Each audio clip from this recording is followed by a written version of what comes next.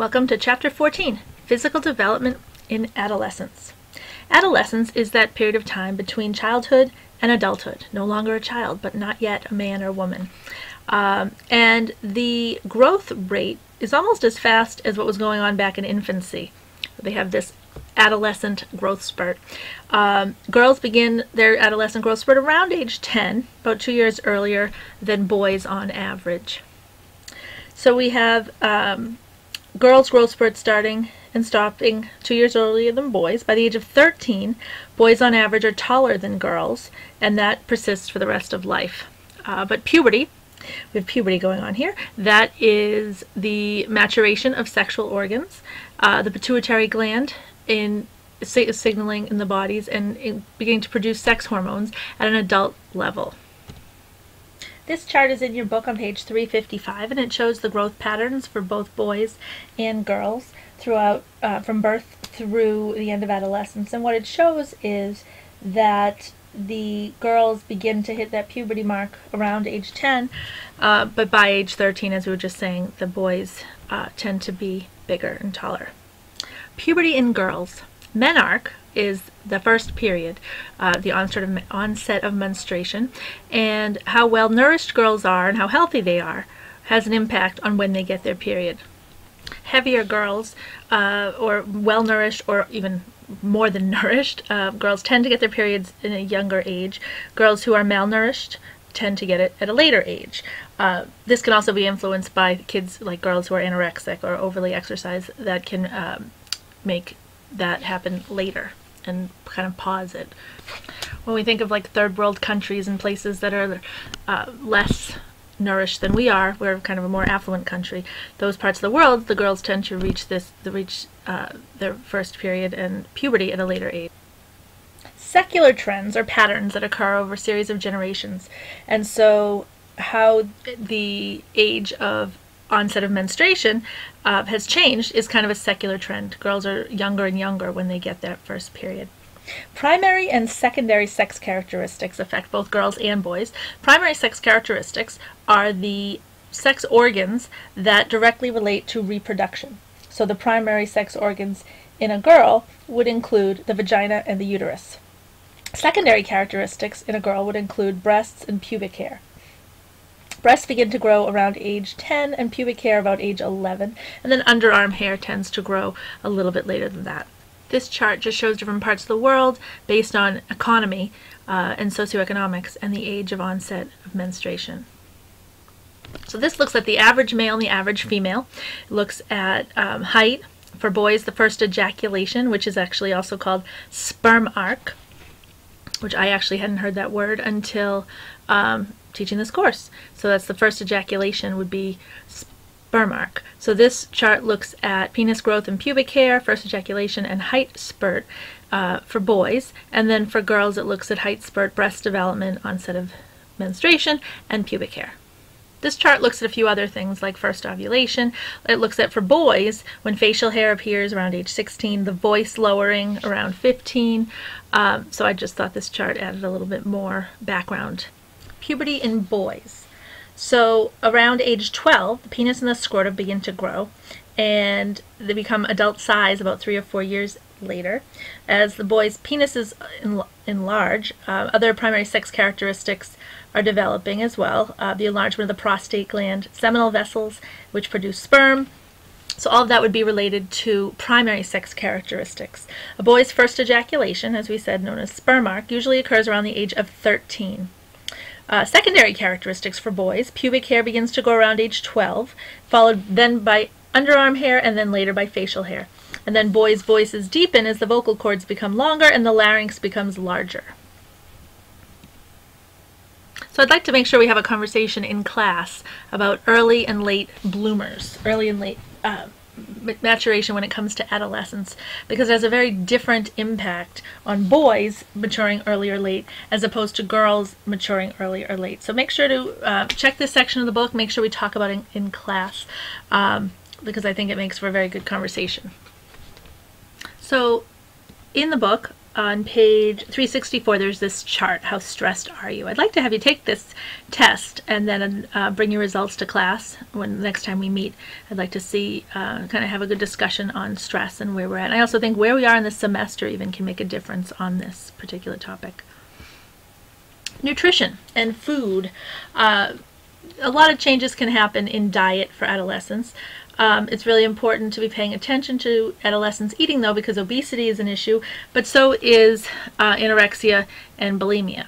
So we talked about obesity and the issues that go along with it in the previous, in chapter 11, when we talked about middle childhood, and all that kind of comes into play this in a similar way in adolescence.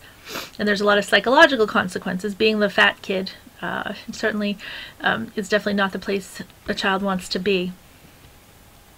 This shows the decline in physical activity in children. From 9 or 10-year-olds, they're still running around like crazy, but then when we get to 11 or 12, and then you kind of, as it drops, you see that the percentage of physical activity continues to decline. I remember when I was in high school, anorexia and bulimia were one of the biggest topics we talked about in health class. I don't know if it's still that way, but they're both life-threatening disorders. Anorexia nervosa, where individuals don't eat, bulimia, where the binge and purge cycle. So I tend to think we've heard a lot about it previously, but if not, make sure you check that section of the book out. So a lot is going on in brain development in adolescence. The neurons are still increasing and in the way. So as much as the brain has already developed, there's still a lot of development to come as far as what's going on during adolescence. So the brain activity during adolescence is very similar to how active it was when we were toddlers. The myelination's continuing, so that's the fatty substance around the neurons that increases the speed of how we can think and make connections in our brain.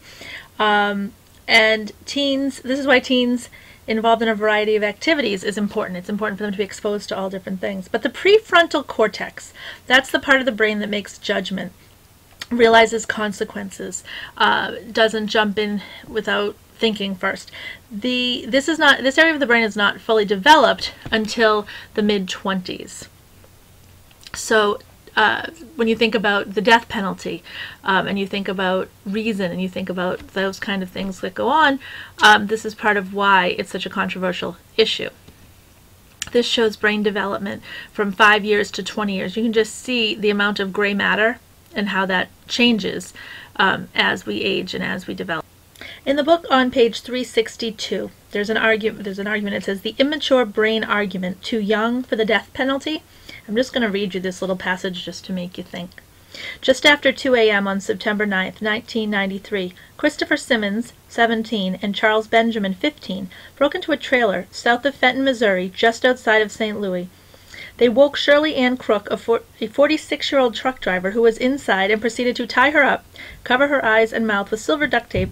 Then they put her in the back of her minivan, drove her to a railroad bridge, and pushed her into the river below, where her body was found the next day.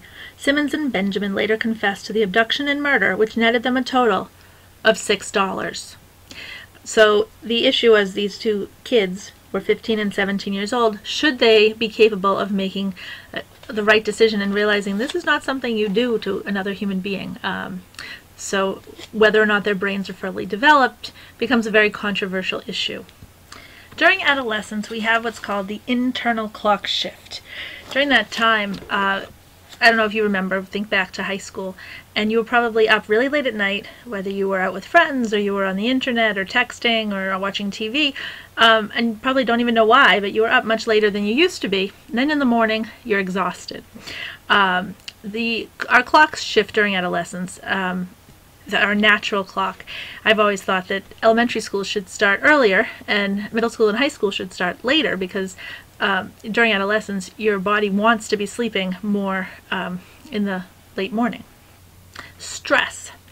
There can be good stress and bad stress. Stress is our physical response to an event that threatens or challenges us.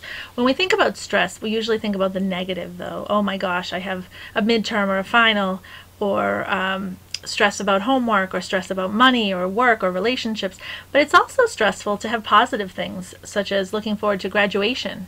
There is some stress that goes along with that. Planning for a wedding or a prom, exciting events like that can cause a similar stress reaction, but it's also stress. But stress is the way a body deals with things, but long-term exposure to stress can cause actual physical problems for a person, can cause psychosomatic disorders.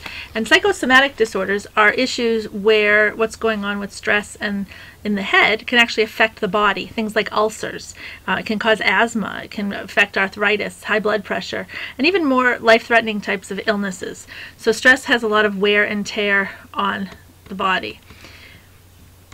The "so how stressed are you" chart that I mentioned earlier can definitely give you some insight into where you stand as far as stress. This chart just shows levels of stress from early adolescence through late adolescence. So what can we do to deal with stress? Well, coping is what we do as an effort to deal with stress, and there's different kinds of coping. There's problem-focused coping, emotion-focused coping, social support, and defensive coping. So problem-focused is looking for a problem for whatever it is that might actually quite literally solve the problem. Emotion-focused are things that would help you regulate your emotions to help you deal with it. Social support, going to get together with friends, talk to friends on the phone, even texting or messaging with friends, sometimes even that can help. And defensive coping is often when we blame somebody else. It's sort of the denial and not dealing with the reality of the situation. So you can probably guess which one of these is not as effective as the others, but the other three all have their place.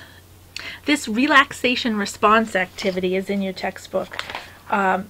And if you follow the steps in it, it's supposed to help produce a relaxation response. It's on page 366. So you might take a minute to read it and see if it's something you would find helpful. We know adolescence is a time of experimentation. Drugs and alcohol are talked a lot about in this chapter. I'm not going to get too into the drugs and alcohol thing because I think you probably heard it in health many times. This looks at 8th, 10th, and 12th grade with use of drugs and marijuana use, alcohol use, binge drinking, which is, depending whether it's male or female, a certain number of drinks in a certain period of time. False consensus effect is things like thinking, well, all the other kids are doing it.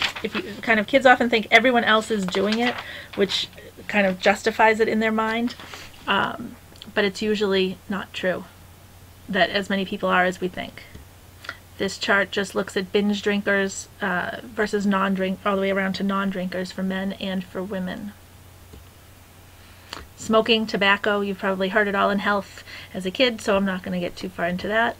STDs, that's a big one that I think when we were talking about cognitive development in adolescence, we talked about that whole theory that adolescent fables, where they think things happen to other people, but STDs, sexually transmitted diseases, can happen to anybody through sexual contact, so it's important to take necessary precautions.